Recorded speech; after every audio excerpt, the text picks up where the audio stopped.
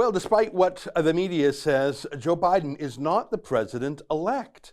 That is a term of art that refers to a president who has received the election of the Electoral College. That has not happened yet in the United States. The votes from the states have not yet been certified.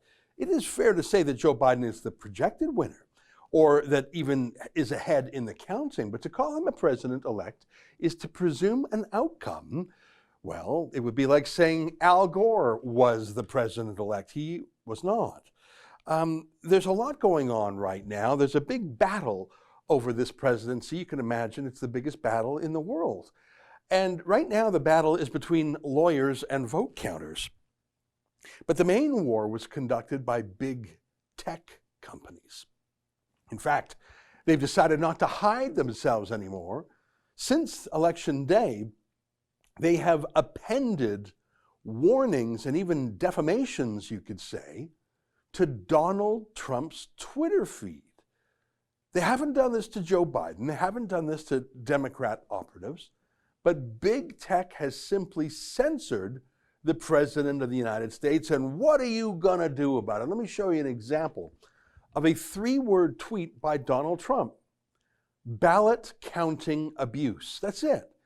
I don't even know what it means, really. He's concerned about ballot counting abuse. He sees ballot counting abuse. He doesn't like ballot counting abuse. I don't know. It's somewhat cryptic, but the man says it. But look at that blue text underneath. Exclamation point. This claim about election fraud is disputed. And if you click on the link, it takes you to their own opinion. Voter fraud of any kind is exceedingly rare in the U.S. Election experts confirm.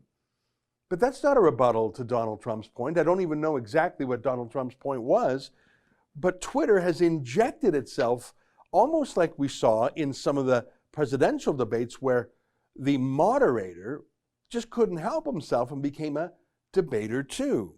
Well, it won't surprise you to know that our next guest is a bit of an expert in the subject.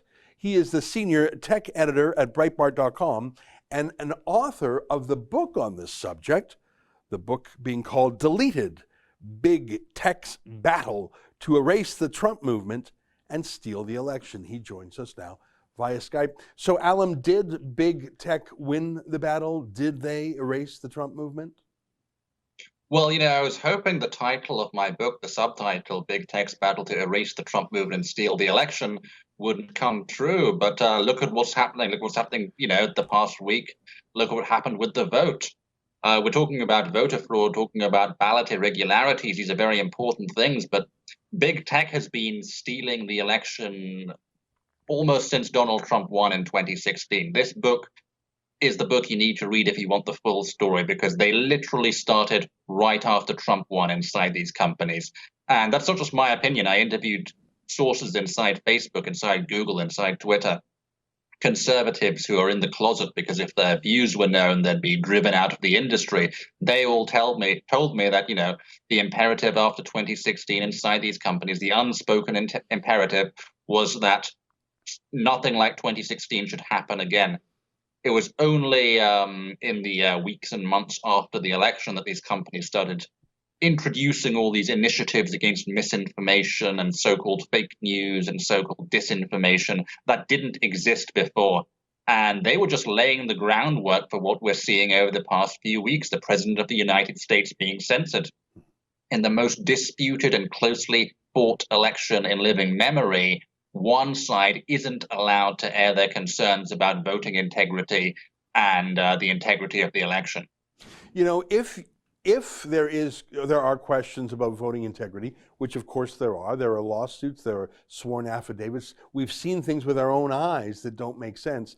If there is a doubt about the integrity of an election, having big tech companies saying, don't listen to him, don't ask questions, I can't think of anything that would whip up more conspiracy theories, more concern than these tech billionaires who are universally Democrat saying don't ask questions. I mean, it's almost like they're trying to make people distrust the system.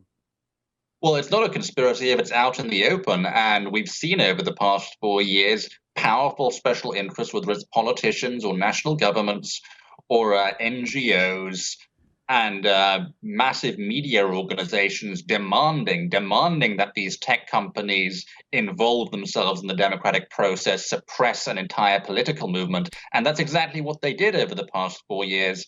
And now they're interfering even more as ballots are still being counted. They're censoring the president.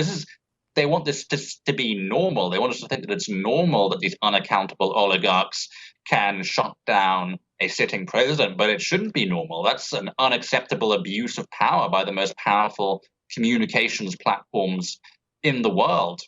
And I will get onto just one other thing here. Social media bias, the bias of these tech companies, is not like any media bias we've seen in the past because of the level of detailed knowledge that these companies have on each and every one of us. One of the things my Facebook source told me for the book is that Facebook was working on a tool to shift people's political opinions. They called it depolarization, moving people from the far right to the center. And when you consider the fact that all of these tech companies have detailed information on all of us, they know who the undecided voters are, they know what issues they're interested in, they can use that information to micro-target specific segments of the population. So if I know an undecided voter lives across the street from me, I could, put up a billboard or a signpost to try and change his views. That probably wouldn't be very effective. But what big tech can do is they can identify not just one undecided voter, but all the undecided voters, and then they can put a succession of messages in front of them, articles, links, videos, and then test to see which ones are the most effective. If they aren't clicking on one link, they can put another link in front of them, and another, and another, and they can keep refining their system until they develop the perfect method of swaying political opinions. And why wouldn't they do this? There's no law, there's no oversight that would prevent them from doing this. They have a vested interest in doing this. We saw Google being discussed to lead a task force in a Biden administration. They're deeply tied to the Democrat Party, so they have an interest. They have the ability to do it, and there's no oversight, there's no regulatory regime stopping them. That's an excerpt from my daily show, The Ezra Levant Show. Every day I do a monologue on the news of the day, then I interview an interesting guest, and then I read my hate mail. You gotta subscribe. Go to rebelnews.com.